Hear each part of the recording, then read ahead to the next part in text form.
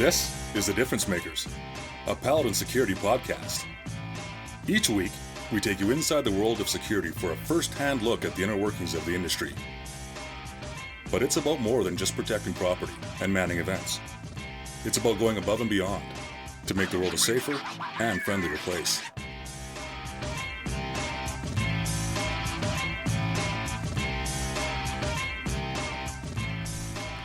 Welcome to The Difference Makers. I'm Christina Haydanis with Paladin Security. Last month we talked with Tom Taggart, an operations manager with Paladin, who shared his story about mental health. In part 2 of the series, we are chatting with a healthcare security officer named Onkar, who explains what it's like to work in the ER department of a hospital and deal with mental health patients daily. So you're an officer at a hospital. How long have you been in that role for? Yeah, I've been in healthcare security for almost close to a year and a half. And what drew you to the security industry? Yeah, so I'm pursuing a career in law enforcement, and I wanted to be exposed to close as I could to like law enforcement experience. And I was lucky enough to meet someone to give me a reference here and start working here for experience. Mm-hmm. Now tell me about your role at the hospital, because healthcare security is very different from, say, other types of security like campus or mall security. Yeah, it's a lot different. So right now my role at the hospital is a ER officer. So I hang out in the ER. So my role is to be aware of what's going on in the ER at all times. Because we do have a designated officer that is in the ER 24/7.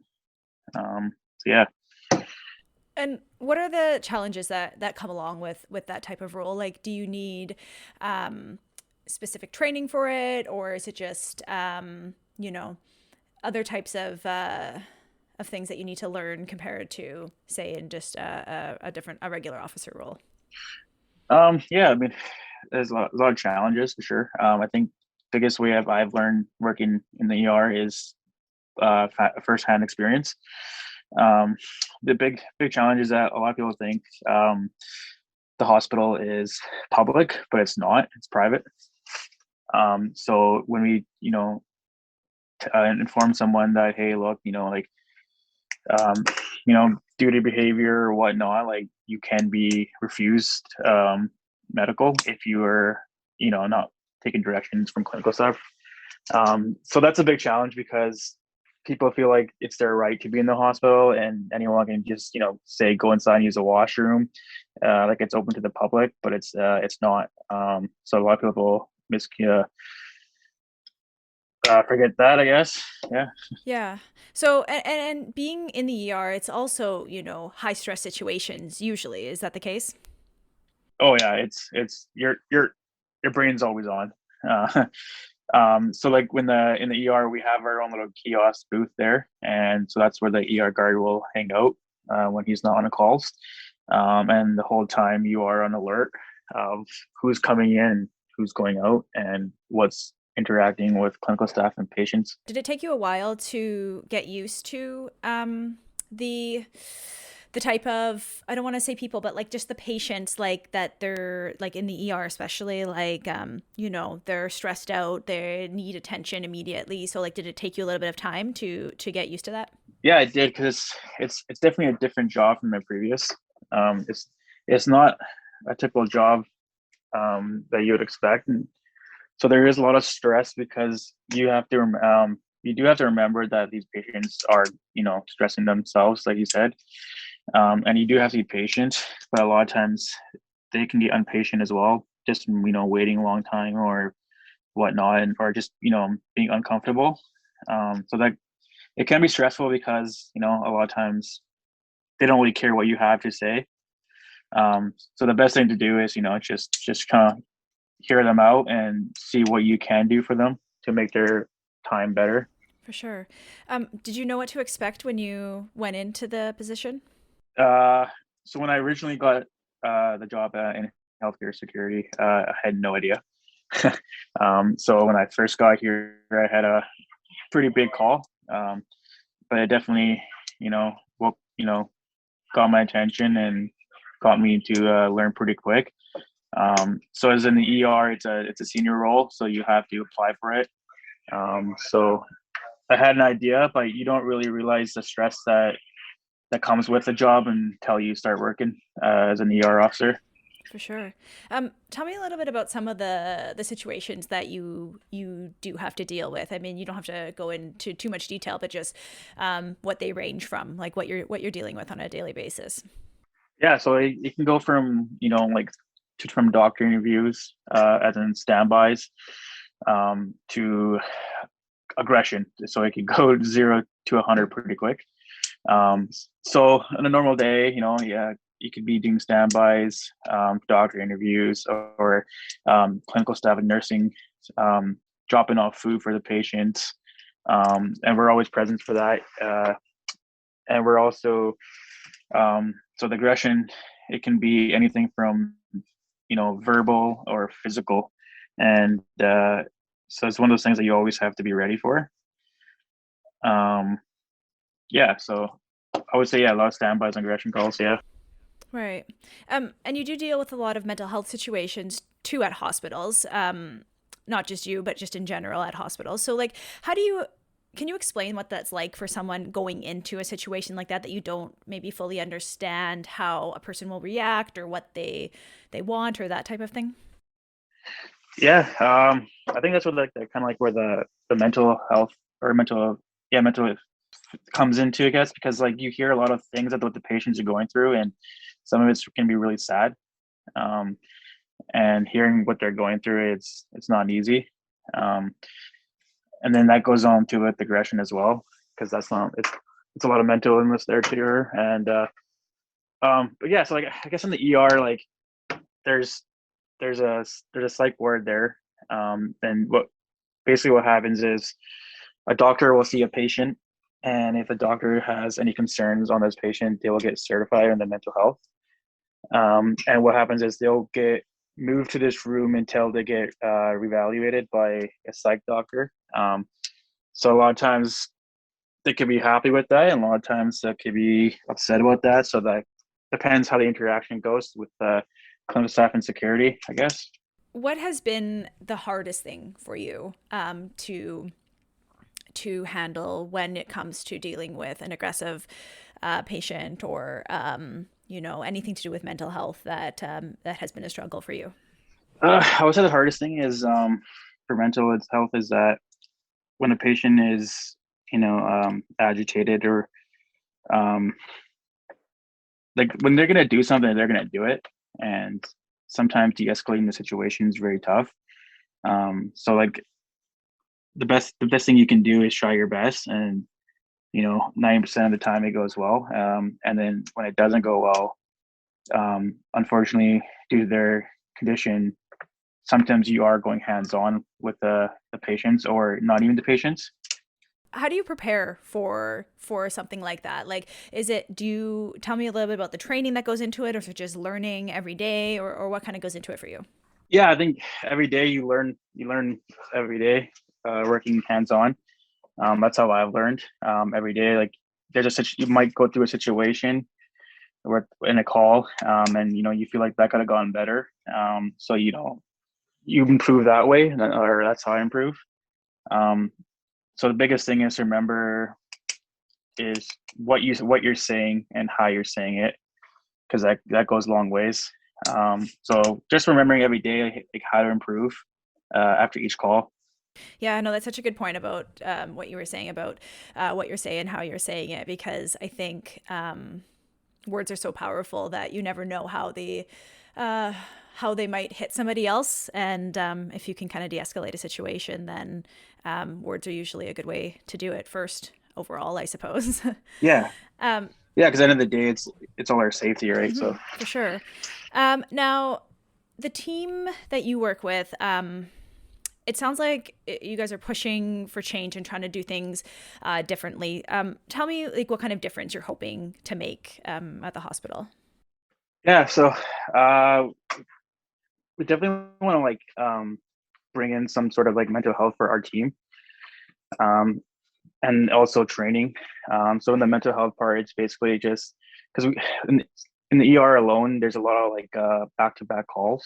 I don't know if you're aware of a call called code white. Code white basically means a clinical staff may have pressed it or pulled their PPE. Is basically they need security there right away. And like each call can be different for that. So we like a lot of times, what like I said earlier is that if you can't de-escalate the situation, you're kind it's a physical call. So a lot of times it's not it's not easy for a lot of people, especially the mental side. So it's like we're trying to bring in where we can approach someone and talk to someone about that, I guess, for the team's sakes. Yeah, for sure. And is there people that you can talk to? Like, how do you guys debrief after? Like, I know you talk to each other to make sure the situation, how you handled it, and what changes you can make. But is there another route that you take or anyone on your team takes to kind of build off of it or be able to decompress at all? Uh, Most time yes, but a lot of times no.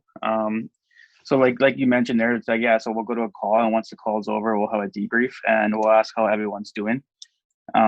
Sometimes someone will take lead on that, but we don't really have much for a person that's involved in that category, I guess. So that's what we're trying to bring in. So like someone who's kind of trained a little bit there and that kind of side, because when someone, especially a team member, when they're going through some stressful calls, it can be hard to tell them, because you can tell them how you're feeling, but they might not agree. Does that Right. make sense? Yeah. No. And it's like you said, everyone handles it differently. Yeah, And you just want to make sure, like, especially if you're going through so many calls each day too. yeah. And it'd be nice to have like someone on the team who is involved, because if someone, it's hard to relate if you haven't experienced it firsthand as well. Because there is a lot of what's going on, and it's yeah, a lot of people don't really understand what goes on in a healthcare security. Yeah, no, definitely not. So, why is it so important to treat the patients that come into the hospital that may have mental health issues the right way? Um, yeah, I think you got to remember, like, they are going through something that we probably don't understand because we've never been there before. So like I think like I said earlier, just like you just got to remember that end of the day, they're a patient. They're dealing with, it could be some illness and you try to kind of try to put yourself in their shoes and try to be patient with them and just do your best and helping them out until clinical staff can see them.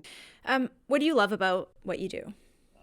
What I love is like, coming in every day. I'm getting experience for what I want to do in my life, my career. But what I love is a team side of it, because end of the day, we're one big team. Um, and if we don't work as a team, and somebody could get hurt. So like what I love about it is that the team side of it, coming into work every day, interacting with the team. Because when it's not busy, we do talk about what goes on other than work, which is awesome. But when it comes to the work part, it's kind of like playing sports, I guess. Like when it's go time, like everyone has to be locked in. Um, because if there's a code white and no one's responding to it, someone can get hurt because we don't have a full staff there for that call. Yeah, that's a great analogy. So, is there anything else you'd like to add about being in healthcare security or the difference that you're trying to make? Um, yeah, I mean, just I think the big thing is like when people look at mental health, or sorry, healthcare security, and like say security at a mall or somewhere, it is completely different, because at the end of the day, we are dealing with patients and clinical staff, which is our number one priority of their safety. Um, and yeah, so that's probably the biggest thing. Well, tell me a little bit about. I know you have discussed some of them throughout this episode, but tell me a little bit about the biggest differences between regular security and healthcare security. Yeah, so so to be honest with you, the healthcare security is the only really security job I've ever had. But like from what I've been told though is like when you're at a mall, for example, like healthcare security, they do have a lot of similar like customer service and all that. But I think it's just a different size that you are dealing with patients, and you are hearing their stories, and what they've gone through. Um, uh, for some reason at this hospital, there's a lot more aggression because it is known as a mental, um, hospital there, I guess. Because we have 4 different psych wards. Um, yeah. So like, yeah. So I think that's the big difference is you're dealing with a different level of people. Have you learned how to read like different people to figure out like what the level of threat is would be or what they're looking for and that type of thing through this job? Yeah, like, for sure. Because a lot of times we get the same patients that come in every other day. So you do get to know the patients that come regularly. Um, so sometimes they could be coming for illness, or they could be coming because they've they've taken um, narcotics earlier. So when those kind of patients come in, you can kind of tell the difference between the two. When somebody's taken something, they are not acting the same. They're acting bizarre, right? They're not themselves, which is tough, and a lot of times that can lead to aggression while they're waiting to see a doctor or whatnot. And a lot of times, what happens with that is we'll have to go to trauma right away. Um, I think I forgot to mention we do use restraints here as well. So basically what that is, if the patient is flailing around or fighting with us, and the doctor has, say, certified them, we would have to use restraints. And what that would mean, we would apply the restraints onto the patients, and then we would tie them to the bed.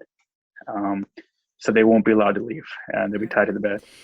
Is that hard to have to do that like mentally for yourself to have to go through multiple calls like that each day?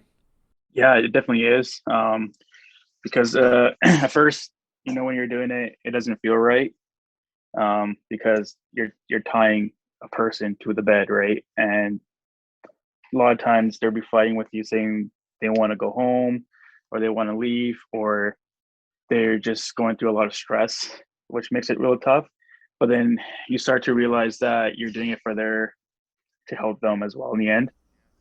And how much is it part that um you're seeing what's happening, maybe like if a patient comes in and they're distressed and um like did you have to learn to separate like the human aspect with what, like you said, what is best for them, like to separate that to be able to help them out and say, okay, like, I feel horrible for this person, I really want to help them out, but at the same time, like, this is what they need, which is helping them ultimately.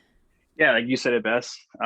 Because if they're trying to fight with us or clinical staff, and the doctor can't assess them properly, so yeah, you are helping them, uh, um, because otherwise the doctor won't be able to properly assess the patient. Um, and because a lot of times what the doctor or the nurse has to do is give the patient injections to help them the situation out. And if they're fighting with us, you can't safely just give them injections, right? Yeah, for sure. Well, Ankar, thank you so much for telling us your story and about what you do at the hospital and for the initiatives that you are taking as well. We really appreciate all the work you do in making the world a safer and friendlier place. No worries. Thank you for having me. Did you know 1 in 5 Canadians personally experience a mental health problem or illness each year? Paladin Security is here to help with mental health first aid trained personnel available and an employee and family assistance program for all employees. Visit the Employee Resource Center for more information. And remember, if you or someone you know is struggling with their mental health, please don't hesitate to reach out to a friend, loved one, employer, or healthcare professional.